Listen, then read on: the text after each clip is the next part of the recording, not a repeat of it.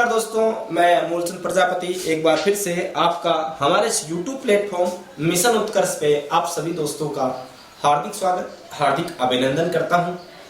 अपन इस सेशन में बात करेंगे राजस्थान के इतिहास विषय को लेकर।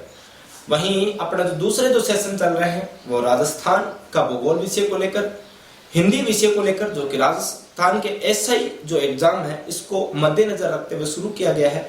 वहीं आप आरएस आरजेएस तक की और जो राज्य स्तरीय, जितनी भी राज्य स्तरीय नहीं, ऑल ओवर भारत में किसी भी स्तर की अगर हिंदी विषय जिस एग्जाम में भी आता हो उसके लिए अति महत्वपूर्ण विषय हिंदी विषय है और उसको लेकर अपने क्लासेस शुरू कर रखी है। एक तरफ अपना हिंदी विषय चल रहा है तो दूसरी तरफ राजस्थान के एग्जाम्स के लिए राजस्थान का इतिहास और राजस्थान का भूगोल और राजस्थान की कला एवं संस्कृति विषय को लेकर अपने अध्ययन चल रहे हैं। इस सेशन में अपन बात करते हैं राजस्थान के इतिहास विषय को लेकर और राजस्थान के इतिहास विषय में अपन बात कर रहे थे राजस्थान के प्राचीनतम इतिहास की ओर, जिससे क्वेश्चन बहुत तगड़े तगड़े क्वेश्चन बनते हैं एग्जाम्स में। जहां एक और आपकी जो रुचि होती है वो राजस्थान के राजा महाराजाओं को पढ़ने की ओर रुचि होती है, वहीं आपका ध्यान ज्यादातर भटका हुआ रहता है और आप क्या सोचते हो कि हमने राजवंश का इतिहास अगर पढ़ लिया तो हमने इतिहास का संपूर्ण अध्ययन कर लिया। लेकिन ऐसा नहीं है दोस्तों। आजकल जो एग्जाम्स का जो ट्रेंड है वो क्वेश्चन जहां से पुटअप होते हैं वो राजस्थान के प्राचीनतम इतिहास को लेकर क्वेश्चन ज्यादा पुटअप होते हैं। और राजस्थान के प्राचीनतम इतिहास की बात करूं तो जिसमें मृदभांड, सिक्के, शिलालेख, सभ्यता, इनको लेकर क्वेश्चन बहुत ज्यादा पुटअप होने लग गए हैं।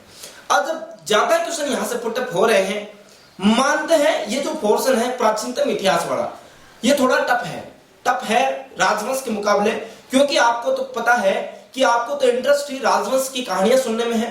हाँ, आपको तो फिरोजा की कहानियां सुननी है, आपको तो पद्मावती की कहानियां सुननी है, आपको तो अपने पुरखों का वो नॉलेज लेना है कि हमारे पुरखे कितने शक्तिशाली थे, हमारे पुरखों ने क्या क्या झंडे गाड़े।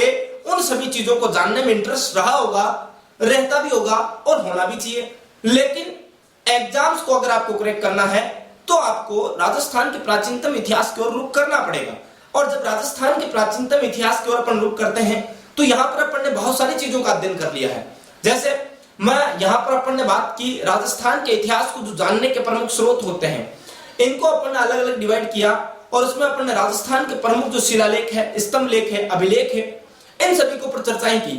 उसके बाद अपन ने राजस्थान के जो प्रमुख सिक्के हैं इनको लेकर भी चर्चाएं की और फिर अपन ने जो चर्चाएं की राजस्थान के प्रमुख मृदभांड को लेकर की। और वहीं अपन बात कर रहे हैं राजस्थान के प्रमुख पुरातात्विक स्थलों में। और इन राजस्थान के प्रमुख पुरातात्विक जो स्थलों वाला जो अपना टॉपिक चल रहा है इसमें अपन ने कालीबंगा, पिलीबंगा, अहाड़, गणेश्वर, सुनारी, नोहै व रेड पुरातात्विक स्थल आदि छोटी छोटी जैसे अपन ने बहुत सारी सभ्यताओं का क्या कर चुके हैं, अध्ययन कर चुके हैं। और आज के सेशन में अपन बात करेंगे एक बेहद ही महत्वपूर्ण सभ्यता को लेकर, बेराट सभ्यता को लेकर अपन क्या करेंगे, चर्चा करेंगे। बेराट के बाद अपन छोटी छोटी एक दो सभ्यताओं को और अध्ययन करेंगे। और आज लगभग अपन इस जो राजस्थान का जो प्राचीनतम इतिहास वाला जो पोर्शन है इसको अपन क्या कर लेंगे भाई, लगभग क्लोज करके चलेंगे। लगभग अपन कंप्लीट रूप से यहाँ पर अध्ययन करके चलेंगे। और अपन कल अपने जो राजपूत जो राजाओं का इतिहास है, अपना जो राजवंश का इतिहास है, जिसमें आपको आज तक सर्वाधिक क्या रही है, रुचि रही है, उन राजवंश की ओर अपन क्या करेंगे। कल की अपनी जो नेक्स्ट क्लास होगी इतिहास विषय को लेकर उसमें अपन राजवंश की तरफ क्या करेंगे, अपना रुख करेंगे। तो आज की क्लास की मैं विधिवत रूप से शुरुआत करूं उससे पहले जो आपके लिए हमेशा एक छोटा सा जो मोटिवेशनल कोड अपन लेकर आते हैं उस मोटिवेशनल कोड की मैं चर्चा कर लूं। भाई उस मोटिवेशनल कोड की जो चर्चा करूं क्या है, मोटिवेशनल कोड कुछ यूं है कि भाई सोचा है तो पूरा होगा। क्या कि सोचा है तो पूरा होगा, बस शुरुआत से करना होगा। सोचा है तो पूरा होगा, बस शुरू आज से करना होगा। शुरू क्या करना पड़ेगा भाई, आज से शुरू करना पड़ेगा। तुझे दुनिया से बाद में लड़ना है, पहले खुद से लड़ना पड़ेगा। मंजिल उन्हीं को मिलती है जिनके सपनों में जान होती है। पंखों से कुछ नहीं होता, उड़ान तो हौसलों में होती है। यानी कि आपको जो उड़ान भरनी है वो अपने हौसलों में उड़ान भरनी है, पंखों से कुछ नहीं होता दोस्तों। पंख तो पक्षियों के भी होते हैं, लेकिन क्या पक्षी कुछ कर पाते हैं क्या? अरे भाई वो आसमान में उड़ सकते हैं, विचरण कर सकते हैं, लेकिन क्या कर पाते हैं? कुछ भी तो नहीं, वो भी तो निराश है। यानी कि पंख होने से कुछ भी नहीं होता। अपने हौसलों में क्या होनी चाहिए, उड़ान होनी चाहिए। अगर आपके हौसले, आपके इरादे मजबूत है तो निश्चित रूप से आप वो सब कुछ कर सकते हो जो आज तक किसी ने नहीं किया। आप इस दुनिया में क्या हो, यूनिक हो। हाँ, आप यूनिक हो, आप वो सब कुछ कर सकते हो जो आप सोच सकते हो, और जो सोच सकते हो वो कर भी सकते हो। तो आज अपन चर्चा करते हैं इसी अध्याय में। राजस्थान के एसआई का जो एग्जाम है वो बहुत ही नजदीक है और आपके सिर के ऊपर है। निश्चित रूप से अगर आपको राजस्थान के एसआई में सिलेक्शन लेना है तो आपको राजस्थान का जीके आपका मजबूत होना चाहिए, और दूसरी तरफ जो महत्वपूर्ण चीज है वो हिंदी विषय। हिंदी विषय अगर आपका मजबूत है तो आप केवल हिंदी के दम पर राजस्थान के एसआई एग्जाम को क्रैक कर सकते हैं, तोड़ सकते हैं, फाड़ सकते हैं एग्जाम को अपने घुटनों के बल झुका सकते हैं, केवल आप हिंदी विषय के बलबूते। अगर आप हिंदी विषय मजबूत करना चाहते हैं तो मिशन उत्कर्ष यूट्यूब प्लेटफॉर्म पर प्लेलिस्ट में जाना, और वहां पर हिंदी बाय मूलचंद सर नाम से एक प्लेलिस्ट आपको मिलेगी, सर्च करना, और डिटेल से आपको हिंदी विषय की रेगुलरली क्लास प्रोवाइड हो रही है। 4-5 क्लास वहां पर आ चुकी है, रेगुलर आपको क्लास मिलेगी। बहुत जल्द आपको इसी हिंदी विषय की क्लास हम एक दिन में 3-3, 4-4 घंटे की जो क्लास है वो आयोजित करवाएंगे, क्योंकि सिलेबस भी अपने को कवर करना है और बहुत डिटेल से अपन बहुत सारे क्वेश्चनों की भी वहां पर चर्चा करेंगे, और हजारों अपन एग्जांपल्स की वहां क्या करेंगे, चर्चा करेंगे। और जब अपन इतने सारे एग्जांपल्स, इतने सारे क्वेश्चन वहां पर कर चुके होंगे तो निश्चित रूप से किसी भी एसआई के एग्जाम की औकात नहीं कि उससे बाहर कोई क्वेश्चन चला जाए। तो अपन जब तक तोड़ेंगे नहीं तब तक छोड़ेंगे भी नहीं, एग्जाम को उसकी घुटनों पर बल झुका कर रहेंगे। अब अपन बात करते हैं आज के इस विधिवत रूप से इस क्लास की अपन शुरुआत करें तो इस क्लास में राजस्थान के इतिहास को लेकर अपन चर्चा कर रहे हैं, और इसमें भी प्राचीनतम इतिहास की ओर अपन रुख किए हुए हैं अभी। और इसमें अपना जो टॉपिक चल रहा है सभ्यता, इस सभ्यता टॉपिक में आज अपना जो टॉपिक रहेगा वो रहेगा बेराट सभ्यता। भाई कौन सी सभ्यता, बेराट सभ्यता। और बेराट सभ्यता की मैं चर्चा करूं तो बेराट जो सभ्यता है ये आप सबको पता है कहां पड़ती है भाई, विराटनगर जयपुर से ये सभ्यता प्राप्त होती है। कहां से प्राप्त होती है, नंबर अपन जब किसी भी सभ्यता की चर्चा करते हैं तो अपन यही चीजें सबसे पहले देखते हैं कि भाई वो सभ्यता कहां से प्राप्त होती है, कौन सी नदी के किनारे से प्राप्त होती है, और उसका उत्खनन का कार्य किसने किया, और उत्खनन का जो कार्य है वो कितने चरणों में होता है। इन चीजों की अपन सर्वप्रथम क्या करते हैं भाई, चर्चा करते हैं। तो विराटनगर से ये सभ्यता प्राप्त होती है, और विराटनगर कहां पड़ता है, जयपुर में पड़ता है। हमें कहां पड़ता है, विराटनगर तो जयपुर में पड़ता है, जिला जयपुर में पड़ता है। अब अपन बात करूं भाई ये जो सभ्यता है ये कौन सी नदी के किनारे प्राप्त होती है, तो आपको पता होगा, आपने एक नदी का नाम सुना होगा, बाणगंगा नदी। हाँ भाई कौन सी नदी, आपने नदी का नाम जरूर सुना होगा, बाणगंगा नदी। और इसी बाणगंगा को अर्जुन की गंगा के नाम से भी जाना जाता है। हमें किस नाम से, अर्जुन की गंगा के नाम से भी जाना जाता है। तो इसी नदी को अपन ने बाण गंगा कहा, इसी को अपन ने अर्जुन की गंगा कहा, और इसी नदी को अपन किस नाम से जाना जाता है, इसी नदी को अपन ताला नदी के नाम से भी जाना जाता है। कौन सी नदी, ताला नदी। तो आप याद रखना विराटनगर की जो सभ्यता है यानी बेराट की जो सभ्यता है वो या तो बाणगंगा नदी, या इसी बाणगंगा को अर्जुन की गंगा, या इसी को ताला नदी के नाम से जाना जाता। अब इसको बाणगंगा क्यों कहा जाता, क्योंकि कहा जाता है महाभारत काल में एक बार अर्जुन ने यहाँ पर अपना धनुष से एक तीर चलाया था, और वो तीर यहाँ आकर बेराट की डोंगरी पर लगता है, और इस बेराट की डोंगरी पर जब ये तीर लगता है तो यहाँ से एक नदी का उद्गम होता है, एक जलधारा का उद्गम होता है, और जो जलधारा क्या कहलाई, बाण गंगा यानी अर्जुन की गंगा कहलाई। और इसीलिए अपन अध्ययन करेंगे इस बेराट सभ्यता में। अगली जो महत्वपूर्ण चीज है वो क्या, कि भाई इसका उत्खनन का कार्य। हाँ भाई सबसे महत्वपूर्ण चीज जो उत्खनन का कार्य है, ये उत्खनन का कार्य किसने किया। हाँ भाई उत्खनन किसने किया। इस उत्खनन में अपने को एक महत्वपूर्ण चीज याद रखनी है कि एक राजा हुए जयपुर के, और राजा का नाम था राम सिंह सेकंड। हाँ भाई क्या नाम था, राम सिंह सेकंड। राम सिंह सेकंड के कार्यकाल में एक व्यक्ति था कीर्ताराम खंगोरात। खंगारात ने क्या किया, यहाँ पर सर्वप्रथम उत्खनन का कार्य किया। तो आप लिख सकते हो अब क्या, जयपुर नरेश से राम सिंह द्वितीय के काल में, राम सिंह सेकंड के काल में, सेकंड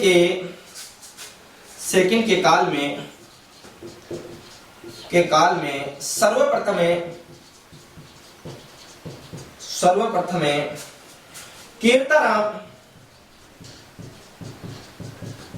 कीर्ताराम खंगारोत द्वारा उत्खनन का कार्य किया गया। उत्खनन का कार्य किया हमें सर्वप्रथम यहाँ पर उत्खनन का कार्य किसके द्वारा किया गया? जयपुर नरेश राम सिंह सेकंड के कार्यकाल में कीर्ताराम खंगारोत के द्वारा यहाँ पर सर्वप्रथम क्या किया जाता है? उत्खनन का कार्य किया जाता है। लेकिन अपने को तो तिथि भी याद रखनी है, सर्वप्रथम किसने किया इसका कोई महत्व नहीं रखता, लेकिन इसकी प्रमाणिकता कौन सिद्ध करता है? प्रमाणिक रूप से सर्वप्रथम यहाँ पर उत्खनन का कार्य किसने किया, तो उसको अपने को जो एग्जाम्स में पूछा जाता है उसके बारे में आपसे सीधा सीधा पूछ ले, भाई जयपुर नरेश राम सिंह के काल में कौन सी सभ्यता का उत्खनन किया गया? विराट सभ्यता। किसने किया? कीर्ताराम खंगारोत ने किया। लेकिन आपसे पूछ ले विधिवत तरीके से सबसे पहले इसका उत्खनन किसने किया, या फिर यूं कहूं प्रमाणिक तिथि के तौर पर इसका सर्वप्रथम उत्खनन किसने किया, तो वो व्यक्ति था 1910 ईस्वी की बात कर रहा हूं। 1910 ईस्वी में डॉक्टर भंडारकर, हाँ भाई कौन है? डॉक्टर भंडारकर। डॉक्टर भंडारकर द्वारा यहाँ पर क्या किया गया? डॉक्टर भंडारकर द्वारा सर्वप्रथम यहाँ पर क्या किया जाता है? उत्खनन का कार्य किया जाता है। इस डॉक्टर भंडारकर के पश्चात 1932 ईस्वी में यहाँ पर पुनः उत्खनन होता है, और ये जो उत्खनन होता है 1932 में, ये किसके नेतृत्व में होता है? तो ये होता है एक व्यक्ति, आपने नाम सुना होगा दयाराम साहनी, सबने सुना होगा दयाराम साहनी का नाम। और इसी दयाराम साहनी ने यहाँ पर 1932 ईस्वी में क्या किया? उत्खनन का कार्य किया। लेकिन यहीं पर कार्य रुकता नहीं है। बात करूं सन 1962 ईस्वी की, हम भाई कब की बात कर रहा हूं? सन 1962 ईस्वी की बात करूं तो 1962 ईस्वी में दो व्यक्ति और आते हैं और यहाँ क्या करते हैं? उत्खनन का कार्य करते हैं। क्या करते हैं भाई? उत्खनन का कार्य। और अब ये जो दो व्यक्ति आते हैं, कौन कौन आते हैं? एक का नाम तो था कैलाश दीक्षित। हाँ भाई नाम क्या था? कैलाश दीक्षित। और कैलाश दीक्षित के अलावा एक और व्यक्ति, हाँ भाई नंबर 1 कैलाश दीक्षित है, प्लस कैलाश दीक्षित के साथ एक व्यक्ति और था जिसका नाम था नील रतन बनर्जी। हाँ भाई क्या नाम था? नील रत्न बनर्जी। इन दोनों ने मिलकर यहाँ पर 1962 ईस्वी में क्या किया? उत्खनन का कार्य किया। हाँ भाई क्या किया? उत्खनन का कार्य किया। अब ये जो उत्खनन का कार्य था, हाँ भाई ये नील रतन बनर्जी आप यहाँ लिखना, नीचे लिखना है ना। अभी देखो कैलाश दीक्षित और कौन भाई? नील रत्न बनर्जी। नील रत्न बनर्जी, इन्होंने यहाँ पर क्या किया? उत्खनन का कार्य किया। तीन अलग अलग व्यक्ति आए, तीनों ने अलग अलग प्रकार की यहाँ पर क्या की? खुदाई की। और ये जो खुदाई का कार्य था, ये जो उत्खनन का कार्य था, ये 3 स्तरों में जाकर क्या होता है? पूर्ण होता है। कितने स्तरों में? 3 स्तरों में। तो आप कह सकते हो विराट जो सभ्यता है इसका उत्खनन का कार्य कितने स्तरों में हुआ? 3 स्तरों में। हाँ तो यहां लिख सकते हो, यहां लिखना भाई विराट सभ्यता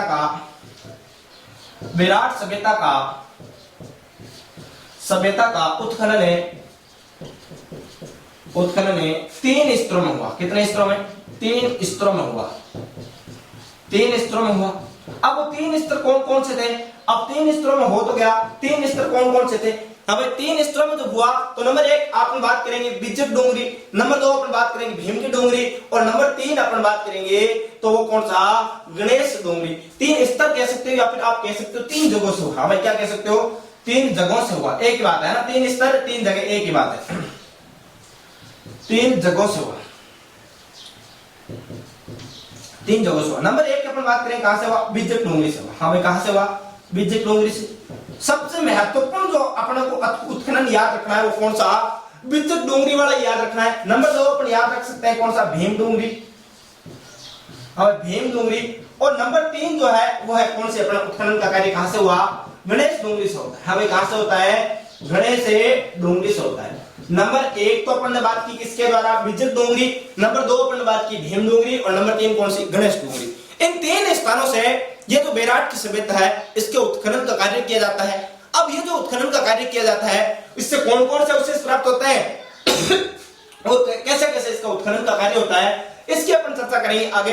तो पहले आप इसके क्या ले लीजिए? स्क्रीनशॉट, फिर अपन चर्चा करते हैं आगे। पर जहां तक चर्चा कर ली तो अब अपन अलग अलग जो 3 जगह है अपन ने बात की, बिज्जट डोंगरी, भीम डोंगरी और कौन सी? गणेश डोंगरी। इन तीनों चीजों के बारे में अपन क्या करते हैं? बात करते हैं। अलग अलग डोंगरी यहाँ पर बेराट सभ्यता विराटनगर जयपुर से प्राप्त होती है। बाण गंगा या फिर अर्जुन की गंगा या ताला नदी के किनारे राम सिंह सेकंड के काल में सर्वप्रथम उत्खनन का कार्य होता है।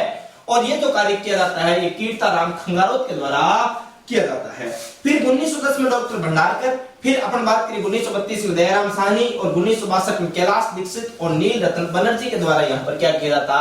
उत्खनन का कार्य। और ये जो उत्खनन का कार्य है ये कितने जगहों से? 3 जगहों से। नंबर 1 बिज्जट डोंगरी, नंबर 2 भीम डोंगरी, और नंबर 3 कौन सी? गणेश डोंगरी। अब अपन तीनों डोंगरियों के बारे में क्या करते हैं? चर्चा करते हैं। नंबर 1 में बात करूं तो नंबर 1 अपन बात करेंगे भीम डोंगरी के बारे में। अब भीम डोंगरी और गणेश डोंगरी की पहले अपन क्या कर लेते हैं, चर्चा कर लेते हैं, क्योंकि इनके बारे में दो तीन बात याद रखनी है। फिर अपन चर्चा करेंगे किसके बारे में, फिर अपन बिज्जट डोंगरी के बारे में चर्चा करेंगे, जिसमें बहुत सारी चीजों का अपने को क्या करना है, अध्ययन करना है, बहुत डिटेल से अपने को वहां से पढ़ना पड़ेगा। तो पहले अपन चर्चा करते हैं भीम डोंगरी की। तो भीम डोंगरी से अपने को कुछ नहीं याद रखना, यहां से एक चीज याद रखना कि यहां से भीमरथ कुंड, या फिर अपन बात कर सकते हैं भीम सरोवर यहां से क्या होता है, प्राप्त होता है। तो आप याद रखना नंबर 1 कि यहां से क्या प्राप्त होता है, भीमरथ कुंड, हाँ भीमरथ कुंड, या फिर आप याद रखना भीम सरोवर, भीम सरोवर के अवशेष, या फिर भीम सरोवर है प्राप्त। अब क्या चीज प्राप्त हुई, यहां से कुंड प्राप्त हुआ है, यानी कि जो कुंड का मतलब होता है जो जल संग्रहण करने का जो स्थान होता है, यानी जहां पर जल रखा जाता है। कहा जाता है कि महाभारत काल में एक बार यहाँ पर अज्ञातवास के समय जो आया था कौन, भीम आए थे, और भीम ने यहाँ पर अपने गदा से वार किया था। कुछ लोग तो ये कहते हैं अपनी गदा से वार किया था, और कुछ कहते हैं कि भीम ने अपनी एक मुक्के से जोर से मारा था जमीन पर, इसीलिए इस डोंगरी को जोर से एक मुक्का मारा। भीम को भयंकर प्यास लगी हुई थी, और जब मुक्का मारा तो यहाँ से क्या बन गया, कुंड बन गया, यहाँ एक सरोवर बन गया, पानी निकलने लग गया। इसलिए इसको किस नाम से जाना जाता है, भीमरथ कुंड के नाम से, या फिर भीम सरोवर के नाम से भी जाना जाता है, ऐसी मान्यता है। अब यहां से नंबर 1 चीज तो भीमरथ कुंड प्राप्त हुआ, या फिर क्या प्राप्त हुआ, भीम सरोवर प्राप्त हुआ। नंबर 2 चीज यहां से क्या प्राप्त होता है, यहां से भाब्रू शिलालेख का अवशेष प्राप्त होता है। हमें किसका, भाब्रू शिलालेख। और ये भाब्रू जो शिलालेख है, इसका कौन सा पार्ट प्राप्त होता है, भाब्रू शिलालेख सेकंड प्राप्त, हमें कौन सा पार्ट है, सेकंड प्राप्त होता है। तो फर्स्ट कहां से प्राप्त होता है, फर्स्ट होता है बिज्जट की डोंगरी से प्राप्त। अपन बात करेंगे भाई इसका फर्स्ट पार्ट की, जब अपन बिज्जट डोंगरी का अध्ययन करेंगे तो वहां आपको बताऊंगा कि भाई जो अपन बात कर रहे हैं किसके बारे में, भाब्रू शिलालेख, इसका जो फर्स्ट पार्ट है वो बिज्जट डोंगरी से क्या होता है, प्राप्त होता है। जब भाब्रू शिलालेख सेकंड की अपन चर्चा कर रहे हैं कि ये प्राप्त हुआ, तो ये प्राप्त होता कब है, तो ये प्राप्त होता है 1871 ईस्वी में। हाँ भाई 1871-72 ईस्वी में ये क्या होता है, प्राप्त होता है। अब प्राप्त हुआ तो इसकी खोज भी तो किसी ने की होगी ना, तो इसकी खोज करने वाले व्यक्ति का नाम क्या है, इस व्यक्ति का नाम क्या है, ACL, हमें क्या नाम, ACL क्लाइल। ACL क्लाइल ने इस शिलालेख की क्या की थी, खोज की थी। यानी आपसे पूछ सकता है कि भाब्रू शिलालेख सेकंड की खोज किसने की, तो ACL क्लाइल ने भाब्रू शिलालेख सेकंड पार्ट की क्या की थी, खोज की थी 1871-72 ईस्वी में की थी। और भीम डोंगरी से भीमरथ कुंड और भीम सरोवर के क्या होते हैं, अवशेष प्राप्त होते हैं। ऐसी चर्चा अपन ने कर ली भीम डोंगरी में। नंबर 2 अपन बात करें किसके बारे में, गणेश डोंगरी की बात करें।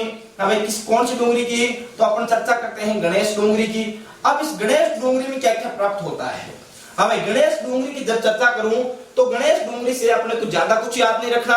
यहां से अकबर के काल का एक जैन मंदिर प्राप्त होता है। क्या होता है भाई, यहां नंबर 1 चीज याद रखना, अकबर के काल का, हमें अकबर के काल का जैन मंदिर प्राप्त, जैन मंदिर प्राप्त।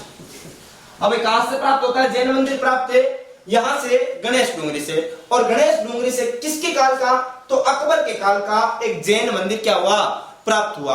अब जब जैन मंदिर प्राप्त हुआ तो कोई बात नहीं, प्राप्त हो गया, अपने को क्या करना, अपने को ज्यादा कुछ याद नहीं रखना। गणेश डोंगरी में एक ही चीज याद रखनी है कि इसके यहाँ गणेश डोंगरी से अकबर के काल का क्या प्राप्त होता है, एक जैन मंदिर प्राप्त होता है। और इस गणेश डोंगरी के अन्य नाम, हाँ भाई आपसे गणेश डोंगरी नहीं देकर अन्य नाम भी एग्जाम में पूछे जा सकते हैं। इसी गणेश डोंगरी को किस नाम से जाना जाता है, इसी को महादेव डोंगरी के नाम से जाना जा सकता है। हमें क्या, महादेव डोंगरी के नाम से जाना जा सकता है, या फिर इसी को ही लांगा डोंगरी के नाम से जाना जा सकता है। हमें किस नाम से, लांगा डोंगरी। यानी आपसे एग्जाम में आपसे पूछे कि भाई कितने स्थानों से खुदाई हुई किस सभ्यता की, विराट सभ्यता की, और वहां पर आपको एक तो ऑप्शन दे दे बिज्जट डोंगरी, और नंबर 2 दे दे भीम डोंगरी, और तीसरा आपके सामने जो ऑप्शन है मैंने गणेश डोंगरी लिखवाया, लेकिन ऑप्शन में गणेश डोंगरी नहीं हो और वहां पर ऑप्शन हो लांगा डोंगरी, हमें क्या, लांगा डोंगरी, और चौथा ऑप्शन हो सभी, हमें क्या हो, सभी। तो आपका उत्तर क्या होगा, सभी होगा, क्योंकि लांगा डोंगरी को ही गणेश डोंगरी, गणेश डोंगरी को ही लांगा डोंगरी, और इसी को ही गणेश डोंगरी को महादेव डोंगरी के नाम से भी जाना जाता है। तो इस प्रकार अपने को एग्जाम में क्वेश्चन बिल्कुल गलत करना ही नहीं है, बहुत ही इन चीजों का ध्यान रखना है, बहुत अच्छे तरीके से अध्ययन करते रहना है। आगे अपन चर्चा करें, अब अपन बात करें बिज्जट डोंगरी की। तो पहले आप स्क्रीनशॉट लो, यहां तक चर्चा कर ली, तो अब अपन आगे बात करते हैं अगली डोंगरी बिज्जट डोंगरी के बारे में। हाँ भाई, किसके बारे में चर्चा करते हैं? बिज्जट डोंगरी के बारे में। अब अपन बात करेंगे कि भाई बिज्जट डोंगरी से क्या क्या चीजें प्राप्त होती है, और अपन बिज्जट डोंगरी के बारे में बहुत डिटेल से क्या करने वाला है भाई, अध्ययन करने वाला है। क्योंकि इस अगर अपन बात करूं बेराट सभ्यता में जो सबसे महत्वपूर्ण जो स्थल था जहां से खुदाई में सर्वाधिक अवशेष प्राप्त होते हैं, तो वो स्थान था कौन सा? बिज्जट डोंगरी। तो अपन बात करते हैं नंबर 3, कौन सी डोंगरी की बारे भाई, कौन सी डोंगरी की? तो बिज्जट डोंगरी की अपन क्या करेंगे? चर्चा करेंगे। क्योंकि अपने लिए एग्जाम की दृष्टि से सबसे महत्वपूर्ण जो डोंगरी है वो कौन सी है? बिज्जट डोंगरी। बिज्जट डोंगरी से ही सर्वाधिक क्वेश्चन पूछे जाते हैं। बाकी से आपको पता है भीम डोंगरी से भीमरथ कुंड और भीम सरोवर, और दूसरी चीज वहां से थी कौन सा भाई, जो भाबरू शिलालेख जो सेकंड पार्ट था वो वहां से प्राप्त होता है 1871-72 ईस्वी में। और एशियल क्लाइव मैंने आपको बताया था उसकी खोज करता थे। और गणेश डोंगरी में आपको याद रखना था भाई, अकबर के काल का जैन मंदिर प्राप्त था, और वहां से क्या प्राप्त हो रहा था? और वहां से कुछ भी प्राप्त नहीं हो रहा था, केवल उस डोंगरी का जो अन्य नाम था महादेव डोंगरी या फिर लांगा डोंगरी, आपको नाम याद रखना था। अब अपन बात कर रहे हैं बिज्जट डोंगरी, वहां कुछ चीजें नहीं थी, केवल एक एक दो दो पॉइंट अपने को याद रखना था। महत्वपूर्ण चीज तो यही है। इस बिज्जट डोंगरी की बात करूं तो सबसे पहले यहां से भाबरू शिलालेख प्राप्त है। हाँ भाई, भाबरू फर्स्ट शिलालेख प्राप्त है। सेकंड तो कहां से प्राप्त होता? सेकंड तो भीमरथ कुंड से यानी कि भीम डोंगरी से प्राप्त होता है। लेकिन भाबरू फर्स्ट शिलालेख कहां से प्राप्त होता है? तो ये प्राप्त होता है कहां से? बिज्जट डोंगरी से। अब ये जब प्राप्त हुआ तो ये कब प्राप्त हुआ? तो ये प्राप्त होता है 1837 ईस्वी में। हाँ भाई, कब प्राप्त हुआ?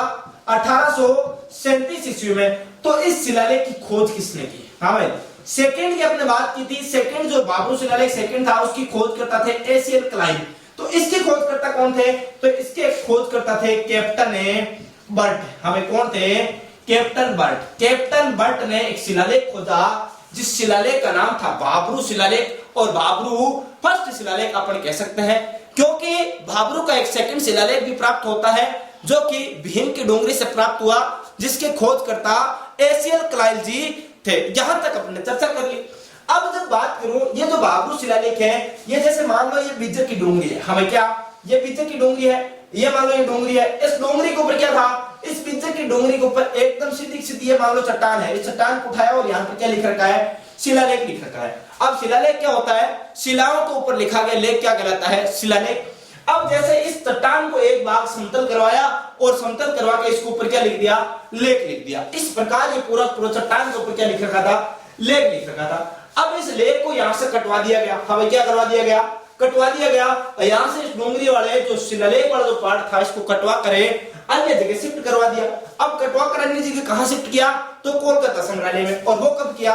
तो आप लिख सकते हो 1840 ईस्वी में। 1840 ईस्वी में इस शिलालेख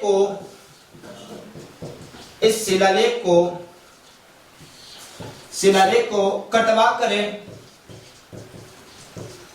करे कोलकाता संग्रहालय में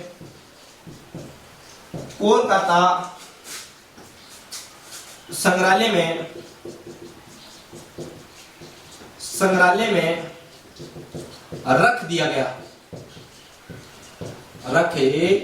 गया। हमें क्या किया गया?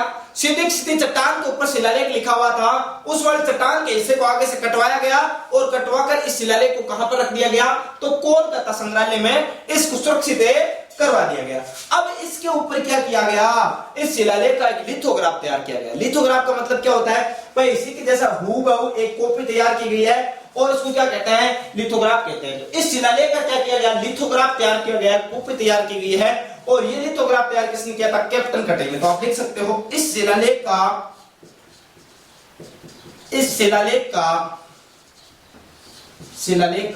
लिथोग्राफ है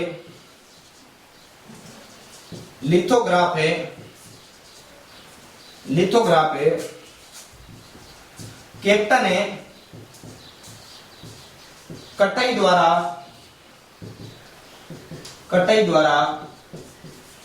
तैयार किया गया। हमें क्या किया गया?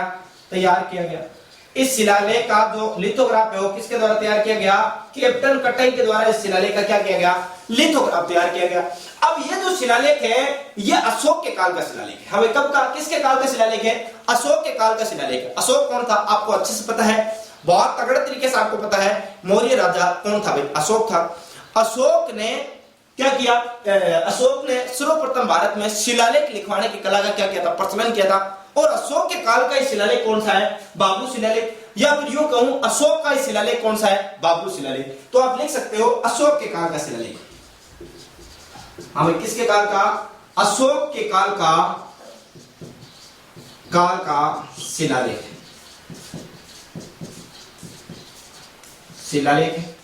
अशोक के काल का शिलालेख है। तो इस शिलालेख की लिपि कौन सी है? ये शिलालेख कौन सी लिपि में लिखा गया है? तो इस शिलालेख की लिपि है शंख लिपि। हमें कौन सी लिपि? शंख लिपि। अब शंख लिपि किस प्रकार होती है?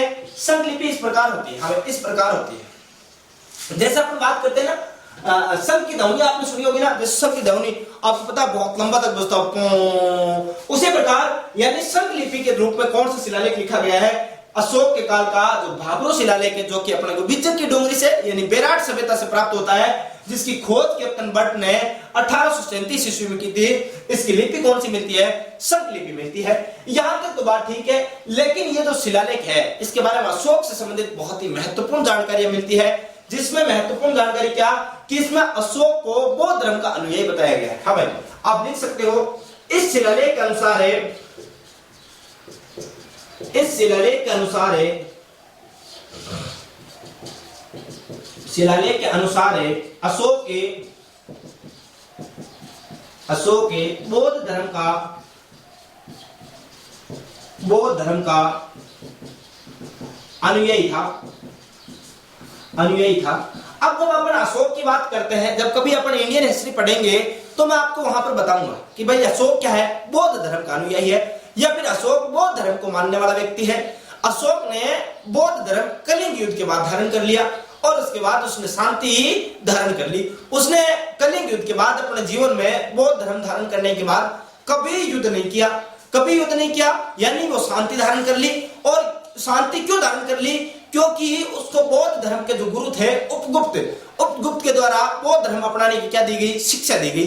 अब वो जब बौद्ध धर्म से शिक्षित दीक्षित हुआ तो उसने क्या कर दिया? युद्ध त्याग दिया, युद्ध की नीति त्याग दी, दिग्विजय की नीति को क्या कर दिया? त्याग दिया।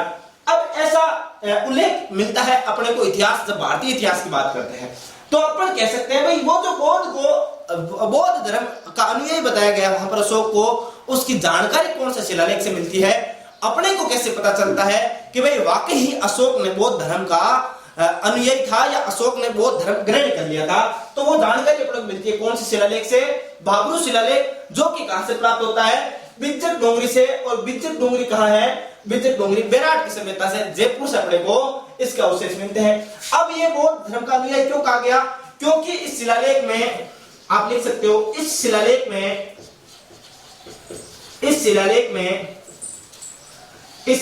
में बौद्ध धर्म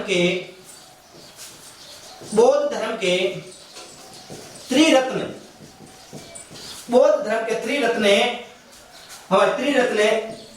बुद्ध संघ धम्म है। हाँ भाई, आप लिख सकते हो संघ धम्म में और क्या? बुद्ध का उल्लेख है। क्या है भाई? उल्लेख है। यानी बौद्ध धर्म में 3 रत्न बताए गए। कितने रत्न बताए गए? 3 रत्न, यानी कि त्रिरत्न कहा गया। और इन त्रिरत्नों का उल्लेख कहां पर है? भाबरू शिलालेख में। उल्लेख त्रिरत्न किसको कहा गया? बुद्ध, धम्म और संघ को क्या कहा गया? त्रिरत्न कहा गया। अब ये बुद्ध, धम्म और जो संघ है ये क्या है? इनको त्रिरत्न क्यों कहा गया? ये अपन जब कभी इंडियन हिस्ट्री पढ़ेंगे तो वहां पर बताऊंगा आपको, बहुत डिटेल से इन चीजों का भी अध्ययन करेंगे। तो यहाँ पर ये जो भाबरू शिलालेख, इसमें बौद्ध धर्म का जो त्रिरत्न है, संघ, धम्म और बुद्ध का क्या कर रखा है? उल्लेख कर रखा है। इससे स्पष्ट होता है कि अशोक क्या था भाई? बौद्ध धर्म का अनुयायी था। अशोक के काल का शिलालेख है और यहाँ पर लिपि जो पाई गई वो शंख लिपि पाई गई। और इसका जो लिथोग्राफ है इससे भाबरू शिलालेख का, वो कैप्टन कटाई के द्वारा तैयार किया गया था। और ये जो शिलालेख था वो जो कि 1837 में अपने को प्राप्त हुआ, इसको 1840 में यहाँ से कटवाया गया और कोलकाता संग्रहालय में क्या कर दिया? ट्रांसफर कर दिया, स्थानांतरित कर दिया, वहां इसको रख रखाव हेतु भेज दिया गया। और इसकी खोज जो की गई वो कैप्टन बर्ट के द्वारा 1837 ईस्वी में की गई। अब यहां तक एक बार स्क्रीनशॉट ले लो। अब यहां तक अपन ने चर्चा कर ली। अब यहां तक चर्चा की, ये तो अपन ने केवल भाब्रू शिलालेख की अपन ने क्या किया, चर्चा की है। भाई बीजक डोंगरी से एक शिलालेख प्राप्त होता है, भाब्रू शिलालेख, और भाब्रू शिलालेख 1837 में कैप्टन बर्ट ने इसकी खोज की थी और उससे कौन कौन सी जानकारियां मिलती है ये अपन ने चर्चा की है। और इस बीजक डोंगरी से कौन कौन से अवशेष प्राप्त होते हैं, महत्वपूर्ण जो अवशेष यहाँ से प्राप्त होते हैं उनकी अपन क्या करेंगे भाई, चर्चा करेंगे भाई। और क्या क्या यहाँ से महत्वपूर्ण अवशेष प्राप्त हुए इस बीजक डोंगरी से, उन अवशेषों की अपन क्या कर लेते हैं, एक बार चर्चा कर लेते हैं। और जैसे ही उन अवशेषों की अपन चर्चा कर लेंगे कंप्लीट है, तो अपना ये जो टॉपिक है ये क्या हो जाएगा, बेराट सभ्यता वाला कंप्लीट हो जाएगा भाई। अब जैसे अपन बात करें यहां से महत्वपूर्ण अवशेषों की चर्चा कर रहा हूं। अब यहां से इस बीजक डोंगरी से अवशेष कौन कौन से प्राप्त हुए, तो प्राप्त अवशेष यहां पर लिख देता हूं, प्राप्त अवशेष हमें कौन कौन से अवशेष प्राप्त होते हैं। तो आपको नंबर 1 में जो अवशेष याद रखना है उसमें यहां से नंबर 1 तो याद यही रखना है कि यहां से एक बौद्ध स्तूप प्राप्त होता है। अब क्या होता है, बौद्ध स्तूप यहां से क्या हुआ, प्राप्त हुआ। और नंबर 2 यहां एक क्या हुआ, बौद्ध मंदिर भी प्राप्त होता है। अब नंबर 1 तो यहां से बौद्ध स्तूप प्राप्त होता है और नंबर 2 यहां से क्या प्राप्त होता है, बौद्ध मंदिर प्राप्त होता है। यानी कि जो बौद्ध धर्म है, जो बुद्ध के द्वारा, महात्मा बुद्ध द्वारा संचालित जो धर्म था बौद्ध धर्म, इस बौद्ध धर्म में क्या एक तो बौद्ध तो स्तूप प्राप्त होता है, एक क्या प्राप्त होता है, यहाँ से बौद्ध मंदिर प्राप्त होता है। अगली चीज यहां से एक सोने का कलश प्राप्त होता है। हमें क्या होता है, सोने का कलश प्राप्त, सोने का कलश प्राप्त हुआ, यहां से सोने का क्या हुआ, कलश प्राप्त। और ये जो सोने का कलश प्राप्त हुआ ना, इस कलश में ऐसा बताया जा रहा है कि भाई बुद्ध की क्या थी, अस्थियों का अवशेष बताया जा रहा है। सोने का कलश प्राप्त है जिसमें महात्मा बुद्ध की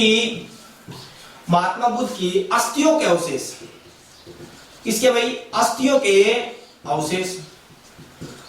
अब संभवतः ऐसा बताया जाता है कि यहां से एक सोने का कलश प्राप्त होता है और इस सोने के कलश में जो राख प्राप्त हुई उससे अंदाजा लगाया जा सकता है कि भाई संभवतः ये महात्मा बुद्ध के क्या है, अस्थियों के क्या है, अवशेष है। और ये अवशेष कहां से प्राप्त होते हैं, बीजक डोंगरी से प्राप्त होते हैं। अगला जो महत्वपूर्ण बिंदु वो कि यहां से 36 मुद्राएं प्राप्त होती है। 36 यूनानी मुद्राएं प्राप्त होती है। क्या प्राप्त होती है, 36 यूनानी मुद्राएं प्राप्त हुई, मुद्राएं प्राप्त। अब ये जो मुद्राएं प्राप्त हुई, ये मुद्राएं क्या है भाई, एक सूती कपड़े के अंदर लपेटी हुई मिली। हाँ भाई, किसके अंदर, सूती कपड़े में। अब जब अपन ने बात की भाई 36 मुद्राएं प्राप्त हुई, तो साथ में क्या आ रहा है, सूती कपड़े के अंदर लपेटी हुई मुद्राएं प्राप्त हो रही है।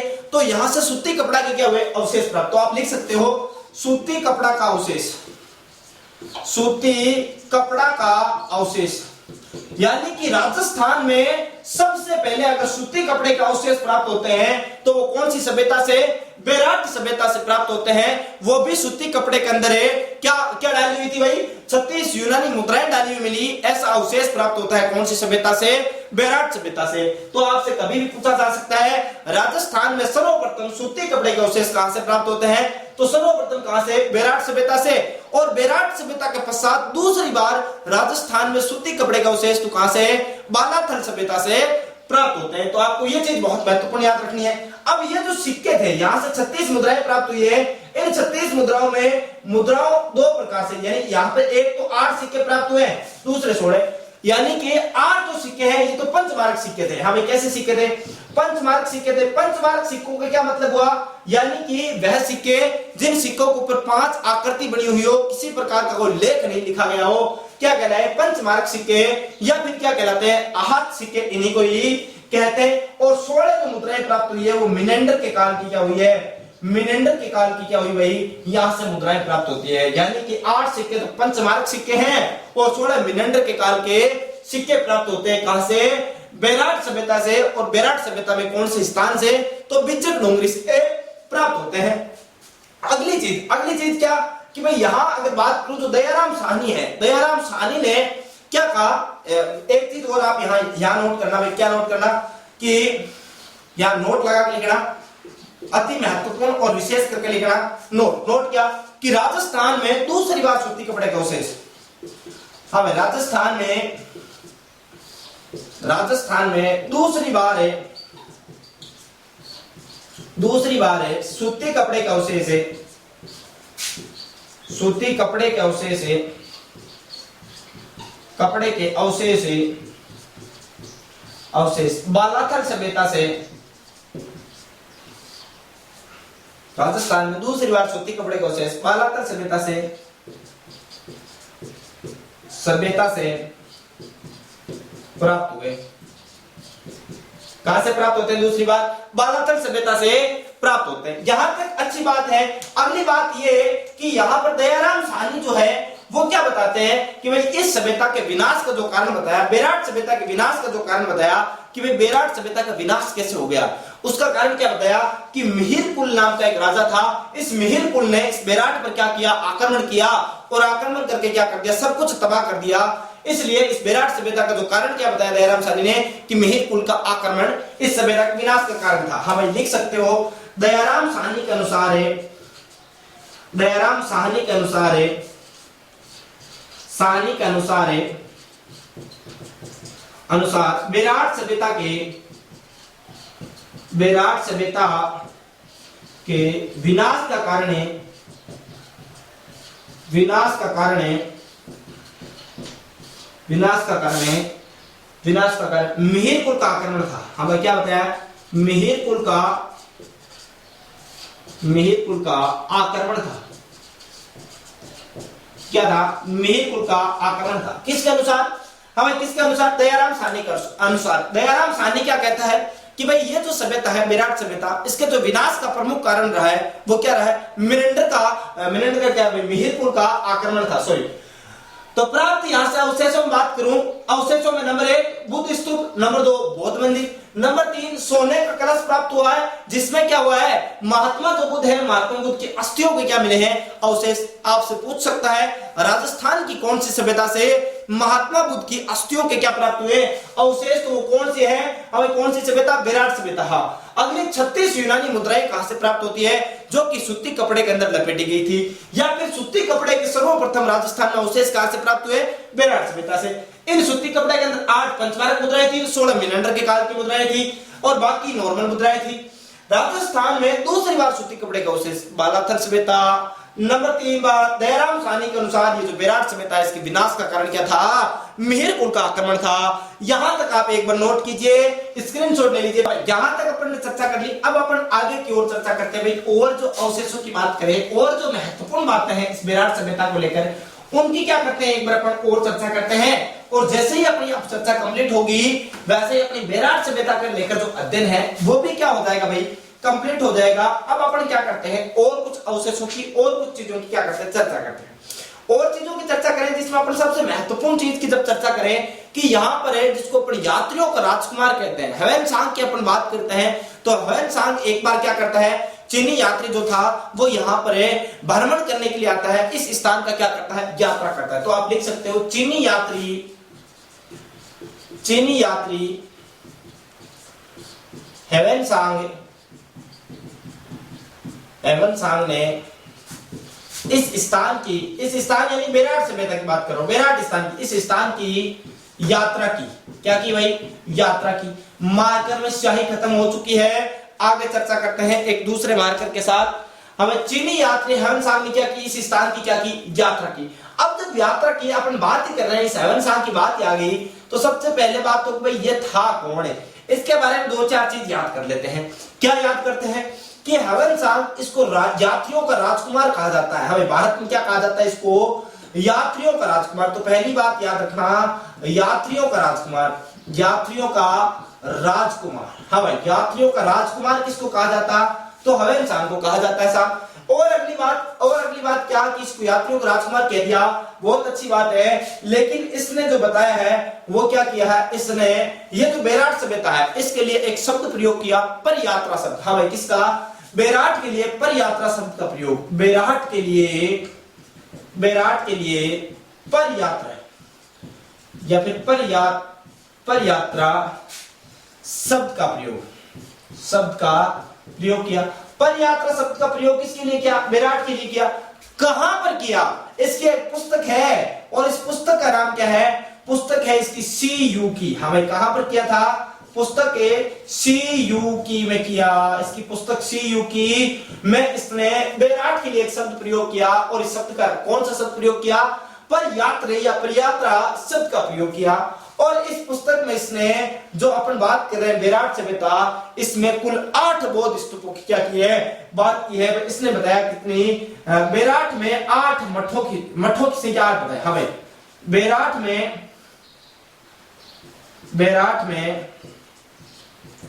मठों की संख्या कितनी बताई है भाई? इसने बताई कितनी संख्या? कितनी थी? 8। यानी कि यहाँ पर बेराट में कितने मठ बताए इसने कि ह्वेनसांग के अनुसार बेराट में कुल कितने मठ थे? तो 8 मठ थे। हाँ भाई, कितने मठ थे? 8 मठ थे। अब एक चीज और क्या महत्वपूर्ण बात है कि ये जो ह्वेनसांग है, इस ह्वेनसांग ने एक और महत्वपूर्ण बात कही। वो क्या कही? कि जो मिहिर कुल होता है, जो मिहिर कुल अपन ने बात की थी, मिहिर कुल के आक्रमण की वजह से, ये जो दयाराम साहनी ने कहा था कि मिहिर कुल के आक्रमण की वजह से ये बेराट सभ्यता क्या हो गई थी? नष्ट हो गई थी। इसके विनाश का कारण था। और इसी ने ह्वेनसांग ने क्या कहा कि मिहिर कुल के समय या 1600 बौद्ध स्तूपों को क्या कर दिया गया? नष्ट कर दिया गया। तो आप लिख सकते हो इसके अनुसार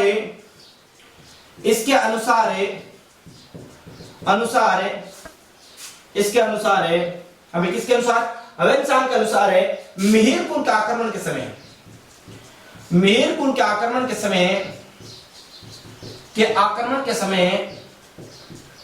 आक्रमण के समय 1600 बौद्ध स्तूपों को नष्ट कर दिया गया। क्या कर दिया गया? नष्ट कर दिया गया। हमें कहां पर कर दिया गया? तो बेराट नामक स्थान पर, बेराट सभ्यता में कुल 1600 स्थानों को नष्ट कर दिया गया। किसके आक्रमण के समय? मिहिर कुल के आक्रमण के समय। इसीलिए दयाराम साहनी जी कहते हैं कि संभवतः इस सभ्यता के विनाश का जो कारण था वो क्या था? मिहिर कुल का आक्रमण था। इसलिए दयाराम साहनी इसी प्रूफ को मुख्य रूप से एविडेंस बनाकर कहना चाहते हैं। अगली बात करूं यहां पर ये जो बेराट सभ्यता है, इसको बौद्ध धर्म की सांस्कृतिक राजधानी के रूप में जाना जाता है। हमें क्या कहा जाता है? बौद्ध धर्म की सांस्कृतिक राजधानी कहा जाता है। तो आप लिख सकते हो बेराट सभ्यता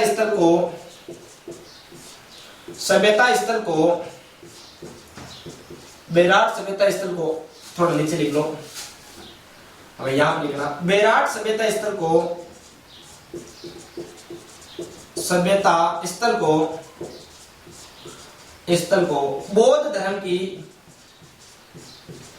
बौद्ध धर्म की